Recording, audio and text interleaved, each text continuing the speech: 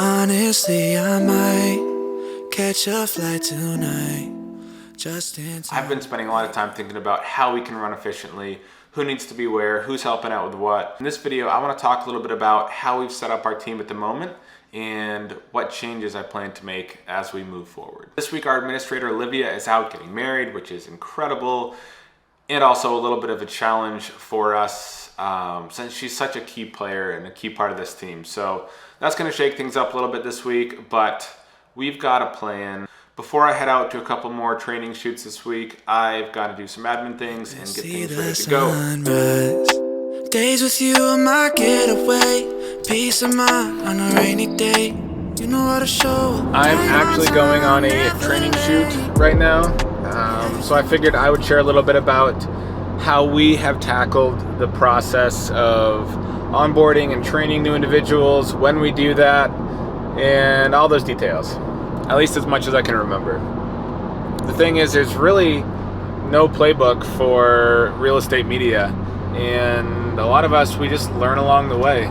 So for me, my goal was to not bring anyone else on the team until I was fully booked, or the team was fully booked for at least a week, if not longer. I always wanted to make sure when we hired and brought someone else on that they would have some work, or we could get them onboarded with work as quickly as possible. Of course, we got complaints from people saying, oh, you're not available, I need to book sooner, but that's just not realistic in terms of, staffing for peak season.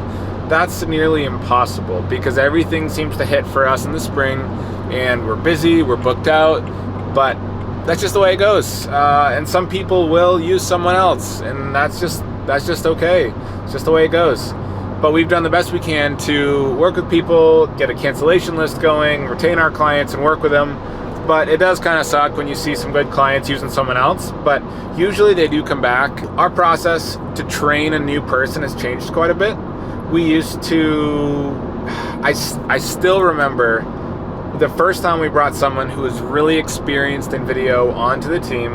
I thought, great, he's done video, he's gonna do great at this. I think I had him train on 1 or 2 shoots, and then I just said, all right, go do a shoot. And the video was, to be honest, not great. And this guy had a lot of great video experience, but it just wasn't real estate. And it wasn't his fault, it was my fault because I hadn't trained him well. And I just assumed, because I didn't have any prior video experience, I just assumed if you know video, you can shoot real estate video. But that's not the case. We've changed our training process up quite a bit. So now, when we're bringing someone else on the team, we have sort of a 3-step process based on their experience. The first step is come shadow for a few shoots, see how we do things, see how we approach things, see how we interact with customers, see all that kind of thing. Just take in as much as you can. And then I'm going to go find a vacant property, and I'm going to take that new trainee to the vacant property so that we can really take our time and dig in on the finer details of photography and videography and how we do things and all that. We just found that training, our normal shoots didn't allow for enough time to adequately train an individual without us running behind.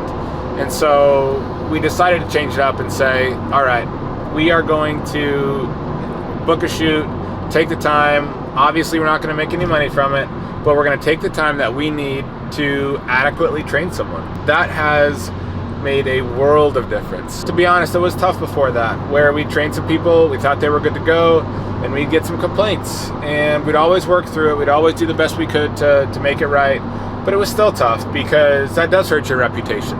So we've always tried to really increase and push the quality of our training. That training at a vacant property with no time constraints has been huge for us. The last step is to have them go on some shoots with either myself or another experienced photographer on the team, and have that person watch them. So they're basically there for backup. You're just there to make sure they're doing things right, to jump in if there's any time that you see something's not quite right, and to basically play, last line of quality control for that property. Once they're shooting those properties well and you don't need to jump in, they're good to go. There's a lot of things that you won't see in training for a few weeks or a month or 2 months or however long. I tell people, I say, please overshoot, get some extra photos. We don't want to have to come back. So get what you need, and you can always sort through it at home, review your angles, things like that. Generally, the process for us to get a new person going on photo is 2 to 3 weeks, and then after that, depending on how much time they have, how booked they are, another month or so to get them on video. Because we take a lot of pride in our videos are getting more complicated, so we don't want to mess anything up there. What are you doing next weekend? I have an engagement on Saturday. Yeah, I'll throw it in sport mode. Just flew it across the water like, holy crap, that thing moves, huh? I was gonna try and frame a little bit more to the right, but I was like, that's just so much gold frame. Yeah, no, I like that. I like the shot. So as we go upstairs, how's training going? Training's not bad. It's laid out in the format. It's pretty easy to like comprehend and like make sure that you can understand. And I like the video formats for everything because you can always go back and rewatch. For me personally, I find that it's really easier to comprehend everything and like be able to go back and look back on something that I'm not specifically like sure that I understand, so I can rewatch it again. But yeah, overall, I'd say training's going pretty well. How much do you hate all my critiques?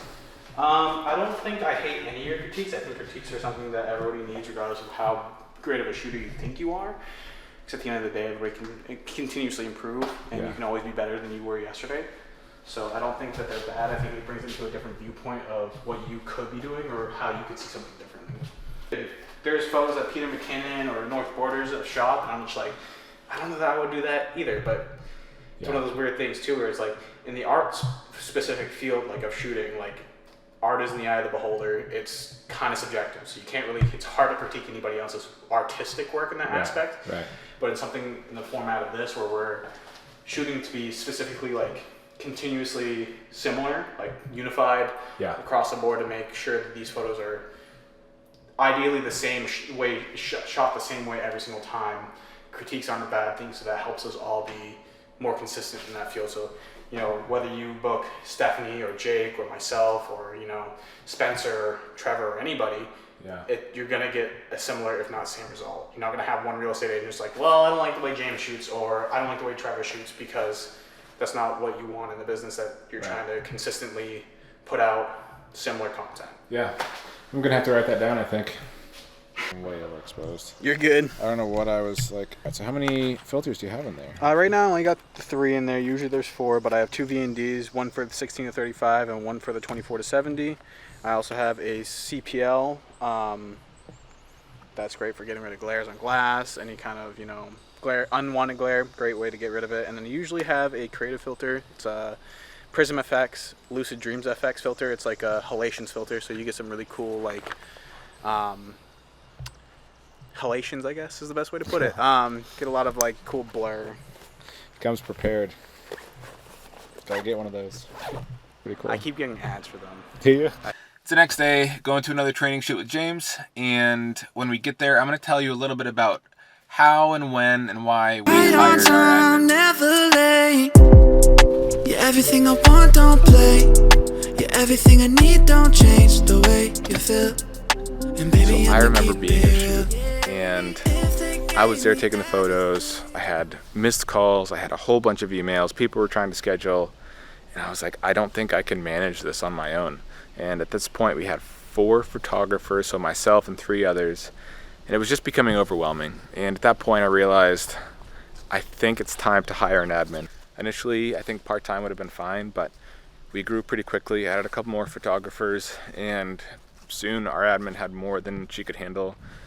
And also, when you have additional capacity, you have more time to help grow the business. And so even though there were days when she was slow, she was able to invest some time so that she could help us grow, get some of the things done that needed to be done, improve our systems, and it worked out. So it was a big leap to bring on an admin when we had 4 or 5 photographers, but it was the right decision, and I cannot imagine our life without Olivia on the team. I think it's about a week later since that last clip that you watched. I think it's about a week later since that last clip that you saw.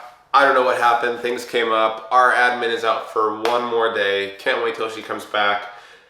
Just one of those times I feel like I've been busy constantly without really getting a whole lot done, but I attribute that to working in your business instead of working on your business, but just what had to happen the past couple of weeks. So we're still onboarding a new employee, our admin's been gone, and still a busy time of year. So ready to wrap up this video.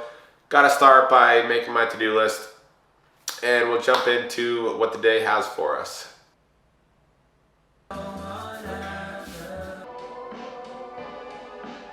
The next piece of our team I want to talk about is our editors. So we have photo editors and we have video editors. And we outsource all of our photos to a company. We actually have tried hiring a photo editor directly, but we weren't able to make the numbers work, and it was too difficult with volume, and we hired on one individual to edit directly for us. So he was editing some of the photos, and then we outsourced the rest because there was that seasonal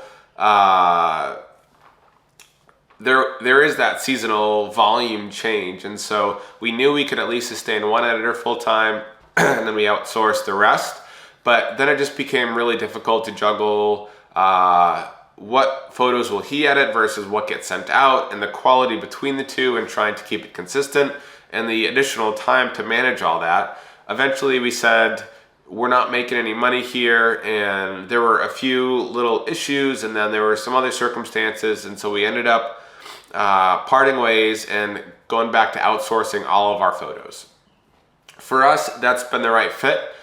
We do edit in-house some of our Twilight photos and social media photos and headshots and things like that.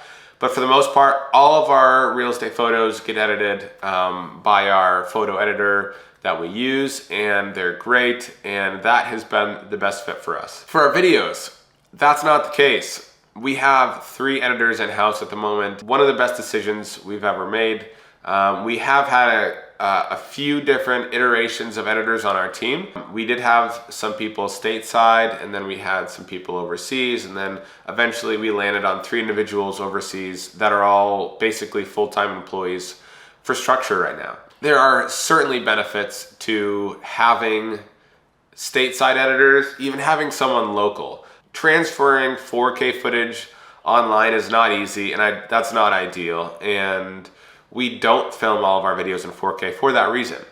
But as far as the price point that we're charging and the type of deliverables that we're delivering and sort of the team collaboration, our editors are fantastic, and they do a fantastic job, and that has been the best fit for us. If we were doing multi-million-dollar properties, charging $1,000, $2,000, $3,000, $4,000, $5,000 for video, things would probably look a little bit different, as it's so much easier to have an editor in person. There's the communication barrier for having editors overseas. There's, of course, the distance, the time zone, a whole bunch of things. I think it all comes down to the price point you're charging and what's going to work best for your team. Now, we use Notion, which we have gone through a few different processes, again, for editing our videos, but we've landed on Notion. We continue to try to build out our SOPs, our documentation, and improve the systems that we have in place for editing videos. But for us, Notion has been excellent, and it's a great thing for us. But a quick thing to talk about as far as editing is we have had one person go through and review all the videos before they get delivered. We used to have each photographer, videographer who shot the video review and add comments after the first version was ready. But what we found to work much better is having one person, sort of the creative director type, review all the videos after they're done and give comments and feedback. This helps us get a uniform video, and this only works if really great notes are made before the video gets edited. If you're not communicating well, this is not going to work, but we have done a pretty good job and we're trying to do better, so this works well for us.